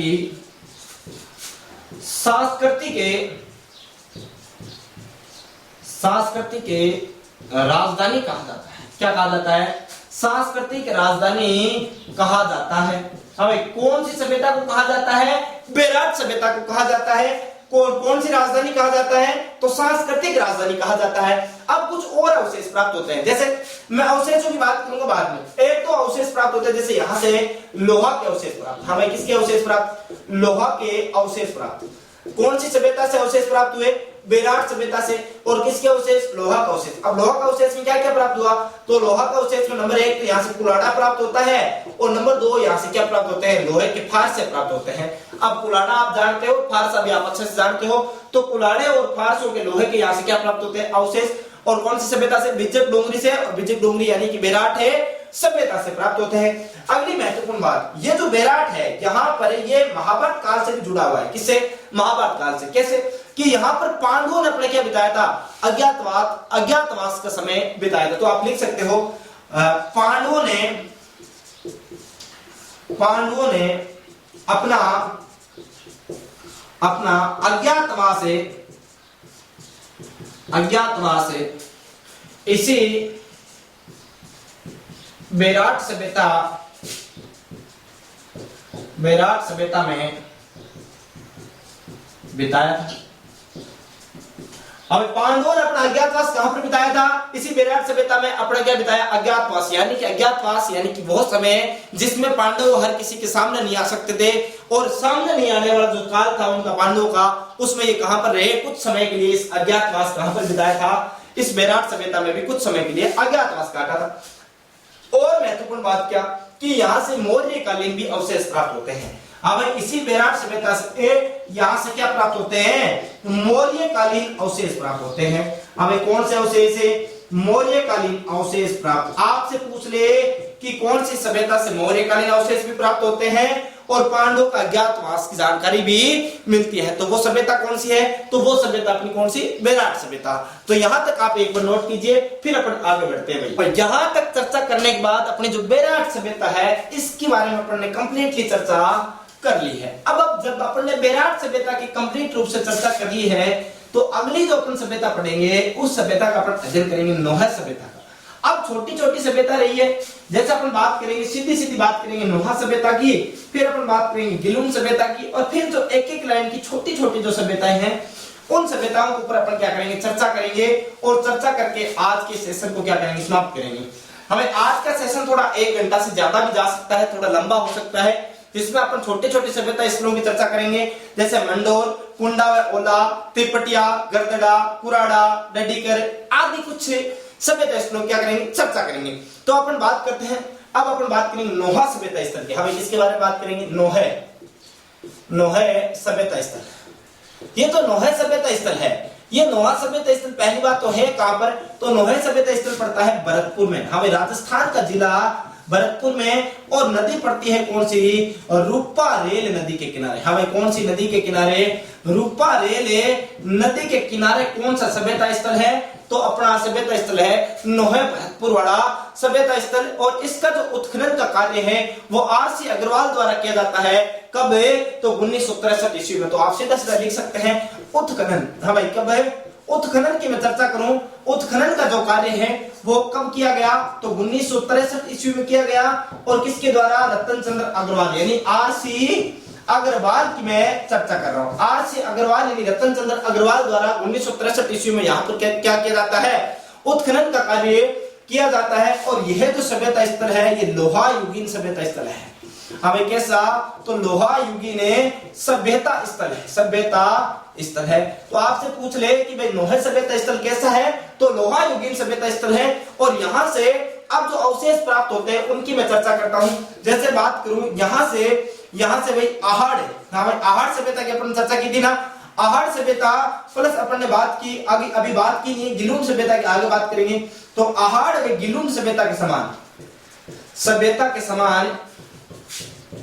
समान मध्य भांड प्राप्त, क्या प्राप्त होता है, यहां से मध्य भांडे प्राप्त, यानी जैसे जो मृद भांड प्राप्त हुए गिलुन सभ्यता में और आहड़ सभ्यता में, वैसे ही मृद भांड कहां से प्राप्त होते हैं, नोहे सभ्यता में। तो यहाँ पर जो मृद भांड प्राप्त हुए, कैसे मृद भांड प्राप्त होते हैं, तो यहाँ से निम्न मृद भांड प्राप्त होते हैं। हमें कैसे, निम्न मृद भांड। अब ये निम्न मृद भांड कैसे होते हैं, तो निम्न मृद भांड आपको जब मैंने आहड़ सभ्यता पढ़ाई थी तो मैंने बताया था, कैसा बताया, वह अधिक काला रंग, यानी कि अधिक तो क्या हो, अधिक काला प्लस से थोड़ा क्या हो, लाल रंग हो, थोड़ा लाल रंग, ऐसे मृद भांड क्या कहलाते हैं, यानी कि अधिक काले रंग के और थोड़े लाल रंग के मृद भांड क्या कहलाते हैं, निम्न मृद भांड। और निम्न मृद भांड आहड़ सभ्यता से प्राप्त हुए, गिलुन से प्राप्त हुए, और ऐसे ही मृद भांड कहां से प्राप्त हुए, नोहे सभ्यता स्थल से। और नोहे कहां पड़ता है, अपना भरतपुर में पड़ता है। लेकिन ये जो मृद भांड है, लेकिन यहाँ के मृद भांड पर कपड़े का जो अंकन है वो भी प्राप्त होता है, या लिख सकते हो आप यहाँ पर है। लेकिन यहाँ के मृद भांड पर, लेकिन यहाँ के मृद भांडों पर, मृद भांडों पर कपड़े का अंकन, कपड़े के अंकन का अवशेष, अंकन का अवशेष, हमें कपड़े का अवशेष नहीं प्राप्त हुआ है, कपड़े के अंकन का, कपड़े का चित्रांकन किया गया है इन मृद भांडों पर। ऐसे अवशेष कहां से प्राप्त होते हैं, नोहे सभ्यता से प्राप्त होते हैं। अगला कि यहाँ के जो मृद भांड है वहां पर स्वास्तिक चिन्ह भी अंकित मिला है। अब ये जो आहड़ और गिलुन के जो मृद भांड है तो ऐसे, लेकिन इनके ऊपर कपड़े का अंकन मिला है। दूसरी बात, यहाँ पर स्वास्तिक चिन्ह का क्या मिला है, अंकन मिला है। तो लिख सकते हो यहाँ के मृद भांडों पर, यहाँ के मृद भांडों पर स्वास्तिक के चिन्ह का अंकन, चिन्ह का अंकन। अब स्वास्तिक चिन्ह क्या होता है, अरे स्वास्तिक चिन्ह आपने नहीं देखा क्या, इस टाइप का जो चिन्ह होता है ना, यानी कि ये जो चिन्ह है ये कौन सा स्वास्तिक का चिन्ह है, और इस स्वास्तिक चिन्ह का अंकन कौन से मध्य भांडों पर मिलता है, तो नोएल सभ्यता के मध्य भांडों पर मिलता है।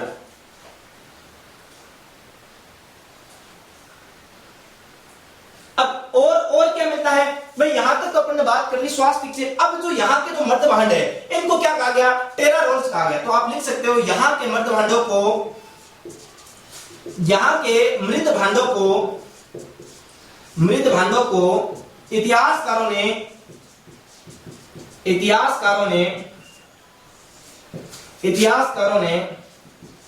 टेरा रोल्स कहा है। अब टेरा रोल्स कहा है, टेरा रोल्स का मतलब क्या होता है, टेरा रोल्स का मतलब होता है आकर्षक ज्यामितीय जो अलंकरण है इनका क्या अलंकृत किए गए हैं। आप लिख सकते हो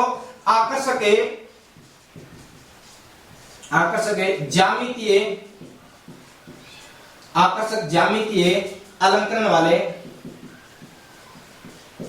वाले मृद भांड। हाँ, ज्यामितीय मतलब ज्यामितीय मतलब जैसे आप देखते हो ना आयत, त्रिभुज, ऐसी प्रकार जैसे अपन बात करते हैं वृत्त, ये ज्यामितीय आकृतियां होती है। इनका क्या किया गया है, इसके ऊपर क्या किया गया, बहुत तगड़ा अलंकरण किया गया है, इसलिए इनको टेरा रोल से मृद भांड कहा गया। कहां के मृद भांडों को, तो नोहा सभ्यता के मृद भांडों के। तो यहां तक अपन चर्चा की, मृद भांडों की चर्चा की।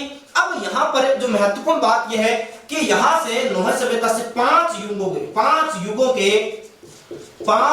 के एक साथ सांस्कृतिक अवशेष प्राप्त। हमें क्या प्राप्त है, सांस्कृतिक अवशेष सांस्कृतिक अवशेष का मतलब, अरे संस्कृति पढ़ रहे हैं, कला और संस्कृति। अब जैसे 5 युग यानी अलग अलग 5 युगों के क्या मिले यहाँ पर, सांस्कृतिक क्या मिले हैं, अवशेष प्राप्त हुए। कौन सी सभ्यता से, नोहे सभ्यता से। और एक और महत्वपूर्ण अवशेष यहाँ से कि यहाँ से गौरैया या फिर आप जो कहते हो चिड़िया के खिलौने का अवशेष, खिलौने का अवशेष प्राप्त। यानी कि गौरैया जो चिड़िया होती है इसके खिलौने का क्या प्राप्त होता है, अवशेष प्राप्त होता है। कहां से, नोहर सभ्यता से क्या होता है, अवशेष प्राप्त होता है। और एक और महत्वपूर्ण बात है, यहां से मौर्यकालीन अवशेष प्राप्त होते हैं। क्या भाई, यहां से मौर्यकालीन अवशेष भी प्राप्त होते हैं। और इसी के साथ अपनी नोहर सभ्यता क्या हो जाती है, कंप्लीट हो जाती है। अब अपन बात करेंगे गिलुन सभ्यता की, तो पहले इसका स्क्रीनशॉट ले लीजिए, फिर आगे बढ़ते हैं भाई। आगे चर्चा करते हैं अपन अगली सभ्यता, गिलुन सभ्यता के बारे में चर्चा करते हैं। हाँ भाई, कौन सी सभ्यता, गिलुन सभ्यता स्थल। अपने को आज कंप्लीटली सभ्यता स्थल जो कंप्लीट करना है। कल अपन बात करेंगे चौहान राजवंश से नए राजवंश की ओर अपन कल बढ़ेंगे। कल अपन जो अपना मध्यकालीन जो इतिहास है राजस्थान का, उसकी तरफ क्या करेंगे, रुख करेंगे। आज अपना जो प्राचीनतम इतिहास है इसकी अपनी क्या कर लेंगे, चर्चाएं कंप्लीट कर लेंगे भाई। अब अपन बात करते हैं अपनी अगली सभ्यता स्थल गिलोन के बारे में। अब ये जो गिलोन सभ्यता स्थल है ये कहां पड़ता है, पहली बात तो ये राजसमंद में पड़ता है। हाँ भाई, कहां पड़ता है, राजसमंद में पड़ता है। और महत्वपूर्ण बातें 2-4 बात याद रखनी है, ज्यादा कुछ याद नहीं रखनी। पहली बात तो ये कौन सी नदी के किनारे है, तो नदी लगती है यहाँ पर बनास नदी। हाँ भाई, कौन सी, बनास नदी के किनारे स्थित है। बनास नदी के किनारे स्थित कौन सा सभ्यता स्थल, तो गिलोन सभ्यता स्थल, जो कि कहां स्थित है, राजसमंद में स्थित है। अगली बात क्या कि इसका जो उत्खनन है, उत्खनन की जो कोई प्रमाणित तिथि यहाँ पर मिलती नहीं है। और जो व्यक्ति है वो यहाँ पर है जिसको आप बीवी लाल कहते हो, यानी कि ब्रजवासी लाल ने यहाँ पर क्या किया था, उत्खनन का कार्य किया। कोई विशेष उल्लेखित तिथि नहीं मिलती, इसलिए मैंने सीधा यहाँ पर नाम लिखवाया, ब्रजवासी लाल ने यहाँ पर क्या किया है, उत्खनन का कार्य किया है। और इस सभ्यता स्थल को क्या माना जाता है, इस सभ्यता स्थल को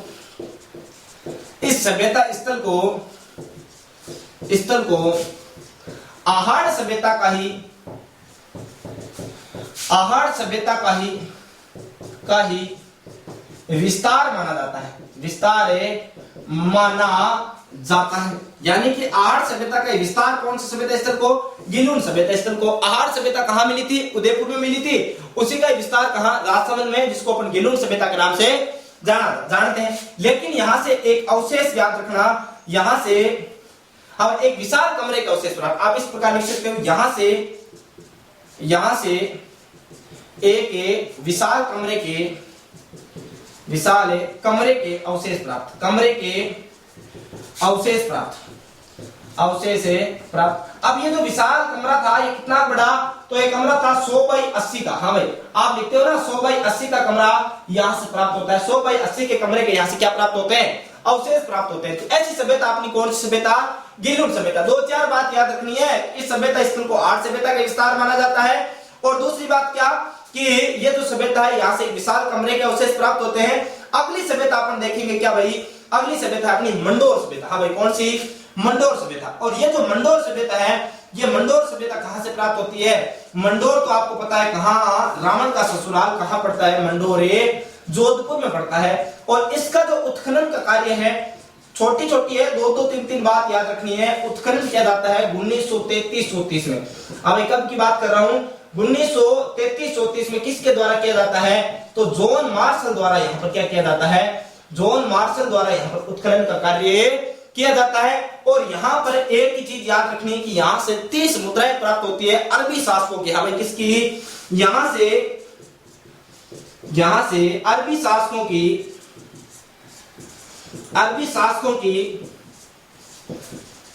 की 30 मुद्राएं प्राप्त, 30 मुद्राएं प्राप्त। अब अरबी शासकों की 30 मुद्राएं कहां से प्राप्त होती है, तो मंडोर सभ्यता से, गिलुन सभ्यता राजसमंद में, नदी बनास नदी, उत्खनन बर्जवा शिलाल। इस सभ्यता स्थल को आहार सभ्यता का क्या माना जाता है, विस्तार है। और यहां से एक विशाल कमरे का अवशेष प्राप्त, जो कि 100/80 का क्या था कमरा। मंडोर सभ्यता मंडोर जोधपुर में पड़ता है। और अगली बात, यहाँ पर जो उत्खनन का कार्य 1933-34 में जॉन मार्शल के द्वारा किया जाता है। और यहाँ से अरबी शासकों के काल की कितनी मुद्राएं, 30 मुद्राएं प्राप्त होती है। यहां तक चर्चा आपने कर ली, यहाँ स्क्रीनशॉट ले लीजिए। फिर अपन बात करेंगे कुंडा व ओला और तिब्बतिया सभ्यता की। हाँ, यहां तक नोट कर लिया, तो आगे बात करते हैं अपने और सभ्यता स्थलों की। छोटे छोटे सभ्यता स्थल है, एक लाइन के सभ्यता स्थल आप अपने को अध्ययन करना है। और फिर अपने 2 सभ्यता स्थल जो इस बार कॉलेज लेक्चरर की जो एग्जाम है, कॉलेज लेक्चरर का जो सिलेबस जारी हुआ है, उस कॉलेज लेक्चरर के सिलेबस में 2 नई सभ्यता स्थल डाल दी है। एक तो आपको पता होगा नाम उसमें डाला मांडिया, और दूसरा है निम्बाहेड़ा। यानी कि अपन को चर्चा करनी है इस बार निम्बाहेड़ा पर है। और एक सभ्यता स्थल कौन सा है, मांडिया सभ्यता स्थल। इन सभ्यता स्थलों की आपको बहुत सारी जगह आपको उल्लेख मिलता ही नहीं है, बहुत सारी कहीं पर भी उल्लेख नहीं मिलता है। लेकिन जब इसका मैंने बहुत सारे जो मेरे इतिहास के जो टीचर है उनसे मैंने चर्चा भी की, काफी जगह चर्चा की। और मैंने जो कॉलेज लेक्चरर की जो अपनी जो पुस्तकें होती है, कॉलेज की जो फर्स्ट ईयर की, सेकंड ईयर की, और जो फाइनल में जो पुस्तकें चलती है, जिसमें MGSU की जो पुस्तकें हैं, या फिर जो गंगा सिंह यूनिवर्सिटी की अपन बात कर रहे हैं, MGSU यानी कि महाराजा गंगा सिंह यूनिवर्सिटी की, और राजस्थान यूनिवर्सिटी की जो BA पार्ट फर्स्ट, सेकंड और फाइनल में जो पुस्तकें चलती है, उनका जब अध्ययन करते हैं तो वहां पर इनकी थोड़ी बहुत चर्चाएं मिलती है। और ऐसे कोई सभ्यता स्थल की चर्चा वहां मिलती नहीं है। लेकिन फिर भी मैंने कुछ, मेरे जितने भी इतिहास के जो विद्वान साथीगण हैं, या फिर मेरे जो विद्वान जो टीचर्स हैं, उनसे जब मैंने चर्चा की तो अपने कुछ जो पॉइंट्स अपने को मिले हैं फैक्ट, उनकी भी अपन क्या कर लेंगे, चर्चा कर लेंगे। तो अभी अपन बात कर रहे हैं जो सभ्यता स्थल है छोटे छोटे। एक तो सभ्यता स्थल कुंडा, व इसी को अपन क्या कह देते हैं, ओला। कुंडा व ओला दोनों ही सभ्यता स्थल कहां पड़ते हैं, ये जैसलमेर में पड़ते हैं। हमें कहां पड़ते हैं, जिला पड़ता है यहाँ पर जैसलमेर। और यहाँ पर आपको एक चीज याद रखनी है कि यहाँ पर मध्य पाषाणकालीन पुरातत्व स्थल इनको कहा जाता है। यानी मध्य पाषाण काल के यहाँ पर अवशेष प्राप्त होते हैं। तो लिख सकते हो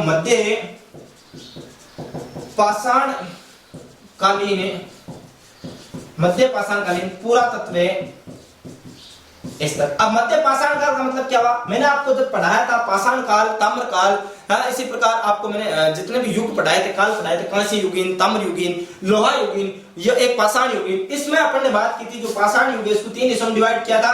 यानी कि वह युग जिसके अंदर पत्थरों के औजारों को प्रयोग किया जाता था, पाषाण काल कहलाया। पाषाण काल, लघु पाषाण काल, मध्य पाषाण काल और पाषाण काल की अपन ने चर्चा की थी। इसमें मध्य पाषाणकालीन अवशेष प्राप्त हुए, इसलिए इसको मध्य पाषाणकालीन पुरातत्व स्थल कहा गया। और यहाँ से पत्थरों से निर्मित कुल्हाड़ियों का अवशेष प्राप्त हुए। हमें एक चीज याद रखना, पत्थरों से निर्मित कुल्हाड़ियों के अवशेष, पत्थरों से निर्मित कुल्हाड़ियों के अवशेष कहां से प्राप्त होते हैं, तो कुंडा व ओला पुरातत्व स्थल से प्राप्त होता है। अगला एक सभ्यता स्थल याद रखना आप, तिब्बतिया।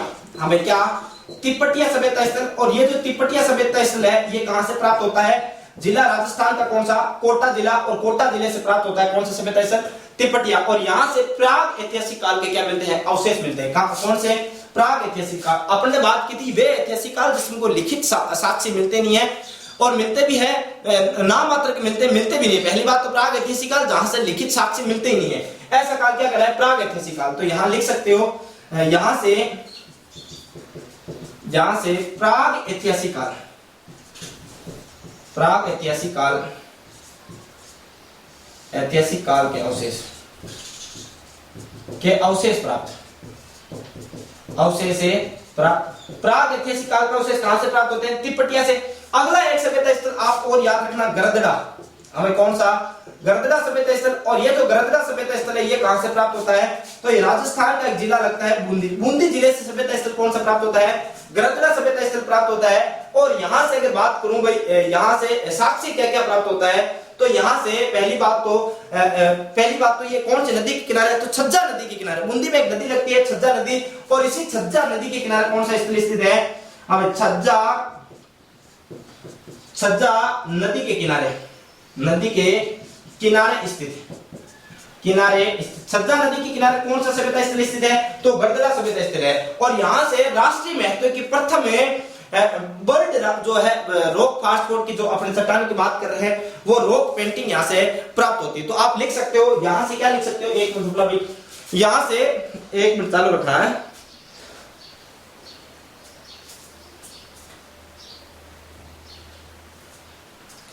हाँ लिखना, थोड़ी सी कोई टेक्निकल मिस्टेक थी, लाइटिंग की थोड़ी इश्यू आ रहा था, यहाँ पर चप कर रही थी, तो उसको थोड़ा सा ठीक करना था। तो टेक्निकल जो स्टाफ है वो यहाँ प्रेजेंट नहीं है, तो खुद को ही करना पड़ रहा है। तो नो टेंशन लीजिए, थोड़ी सी दिक्कत हो सकती है लेकिन घबराना नहीं है। तो आप याद रखना यहाँ पर, तो यहाँ लिखना राष्ट्रीय महत्व की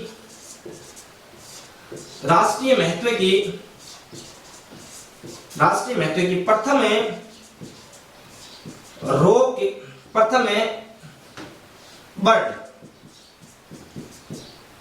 राइडर रॉक पेंटिंग प्राप्त। हाँ, राष्ट्रीय महत्व की बर्ड राइडर जो रॉक पेंटिंग है वो कहां से प्राप्त होती है? प्रथम बर्ड राइडर रॉक पेंटिंग कहां से प्राप्त हुई? तो गरदड़ा सभ्यता स्थल। और गरदड़ा कहां से प्राप्त होता है? गरदड़ा कहां पड़ता है?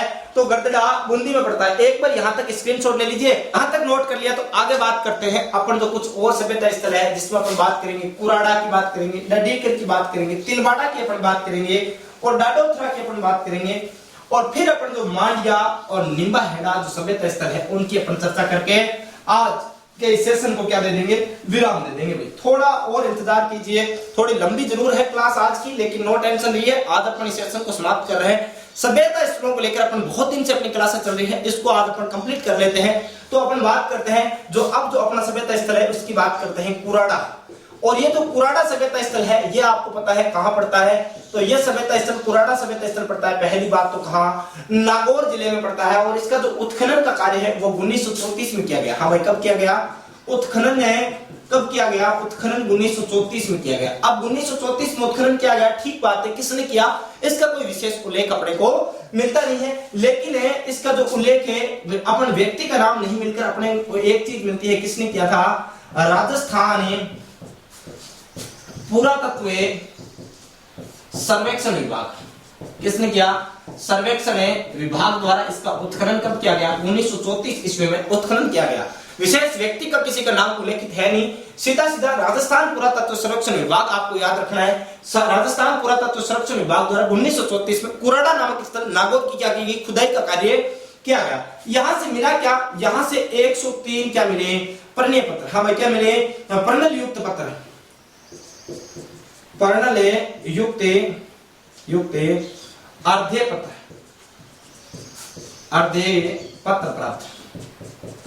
अब अर्धे पत्र क्या होता है? आप याद रखना, सीधा ताम्र उपकरण है। अब अर्धे पत्र नहीं होता क्या? अर्धे पत्र किस प्रकार बताओ? जैसे तांबे की पट्टी होती है, एकदम सीधा क्या होता है? पट्टे टाइप में होता है। अर्धे पत्थर एक आप यूं कह सकते हो, जैसे आपने देखा होगा घर में जो झाड़ू निकालने के बाद उठाने वाला होता है ना, पत्ता सा, उस प्रकार के यहाँ से पत्र प्राप्त हुए, पर्णल युक्त पत्र जिनको अपन कहते हैं। 103 प्राप्त हुए। ये आपको याद रखना है कहां से प्राप्त होते हैं? कुराड़ा नागौर से प्राप्त होता है। अगला जो सभ्यता स्थल है वो याद रखना आपको, डडीकर सभ्यता स्थल। हमें कौन सा? डडीकर सभ्यता स्थल। और ये डडीकर सभ्यता स्थल कहां पड़ता है? ये पड़ता है जिला अलवर में। और यहां पर आपको एक चीज याद रखनी है कि यहां से 5000 से 7000 वर्ष पुराने शैल चित्र प्राप्त, हाँ भाई क्या प्राप्त होते हैं, शैल चित्र प्राप्त होते हैं। शैल चित्र प्राप्त, शैल चित्र यानी चट्टानों पर उत्कीर्ण जो चित्र है वो यहाँ से प्राप्त होते हैं। कितने वर्ष पुराने, लगभग 5 से 7 हजार वर्ष पुराने यहाँ से शैल चित्र प्राप्त होते हैं। कहां से, डडी करे अलवर से। अगला सभ्यता स्थल याद रखना तिलवाड़ा, हमें कौन सा, तिलवाड़ा सभ्यता स्थल। और ये तिलवाड़ा कहां पर पड़ता है, तिलवाड़ा तो बाड़मेर में पड़ता है, मालानी प्रदेश यानी कि मल्लीनाथ जी के प्रदेश में तिलवाड़ा बाड़मेर पड़ता है। और ये जो सभ्यता स्थल है ये कौन सी नदी के किनारे है, तो ये लूनी नदी के किनारे है। हाँ भाई कौन सी नदी के, तो लूनी नदी के किनारे कौन सा सभ्यता स्थल पड़ता है, तिलवाड़ा सभ्यता स्थल पड़ता है। और यहाँ से जो साक्ष्य प्राप्त होते हैं वो उत्तर पाषाण कालीन, हाँ भाई कौन से, उत्तर पाषाण कालीन, पाषाण कालीन अवशेष प्राप्त, अवशेष प्राप्त, अवशेष प्राप्त। उत्तर पाषाण कालीन अवशेष कहां से प्राप्त होते हैं, तो तिलवाड़ा सभ्यता स्थल से। और तिलवाड़ा सभ्यता स्थल कहां पड़ता है अपना, तो बाड़मेर में पड़ता है। और एक सभ्यता स्थल और याद रख लेना आप, डाडा, हाँ भाई डाडा थोरा सभ्यता स्थल, आप यहां लिख लो, यहां सही रहेगा, ज्यादा बेटर रहेगा। डाडा थोरा सभ्यता स्थल है, डाडा थोरा, डाडा थोरा। और ये जो डाडा थोरा जो सभ्यता स्थल है इसी को अपन किस नाम से जान सकते हैं, हाँ भाई डाडोथरा। आप डाडा थोरा या डाडोथरा एक ही बात है, दोनों ही एक ही बात है, नाम एक है। कहां पड़ता है, ये पड़ता है जिला बीकानेर में। और यहां से एक चीज याद रखनी है कि यहां से पूरा पाषाणकालीन अवशेष प्राप्त, हाँ भाई कैसे, पूरा पाषाणकालीन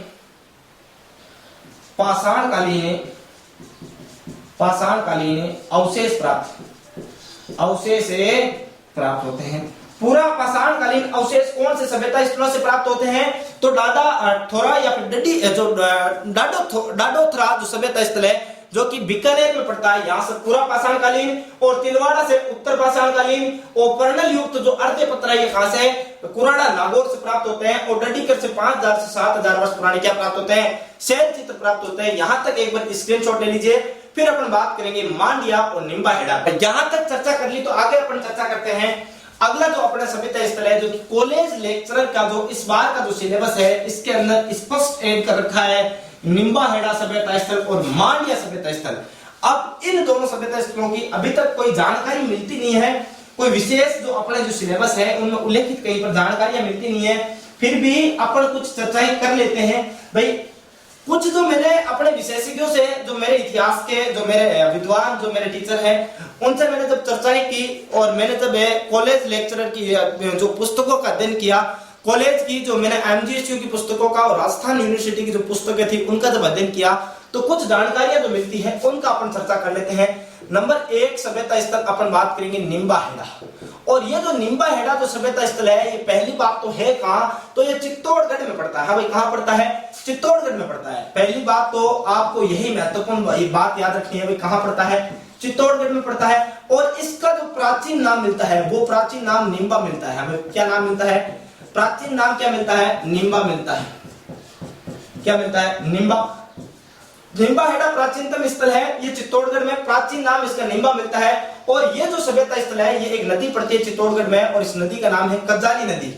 हमें कौन सी नदी, कजाली नदी के किनारे स्थित है। कौन सी नदी के, कजाली नदी के किनारे स्थित। पहली बात आपको यही याद रखनी है कि निम्बाहेड़ा कहां, चित्तौड़गढ़ में। अगर कॉलेज लेक्चरर में पहला क्वेश्चन बना तो वो यहीं से बनेगा कि निम्बाहेड़ा सभ्यता स्थल कहां स्थित है, तो चित्तौड़गढ़ में स्थित है। या फिर पूछ सकता है इसका प्राचीनतम नाम क्या था, तो निम्बा था। या फिर पूछ सकता है निम्बाहेड़ा सभ्यता स्थल कौन सी नदी के किनारे है, तो वह नदी है कौन सी नदी, कजाली नदी। या फिर यहां से भी क्वेश्चन नहीं पूछे तो आपसे एक क्वेश्चन पूछ सकता है कि भाई ये जो सभ्यता स्थल है ये ताम्रयुगीन है, यहां से जो अवशेष प्राप्त होते हैं वो ताम्रयुगीन अवशेष प्राप्त होते हैं। हमें कैसे अवशेष है, ताम्रयुगीन अवशेष प्राप्त। यहां से अवशेष कैसे प्राप्त होते हैं, ताम्रयुगीन अवशेष प्राप्त हुए हैं ज्यादातर, इसलिए आपको ये चीज भी ध्यान में रखनी है। और एक चीज और कि ये जो आयड सभ्यता है यानी आहड़ जो सभ्यता है इसी की बात कर रहा हूं। आयड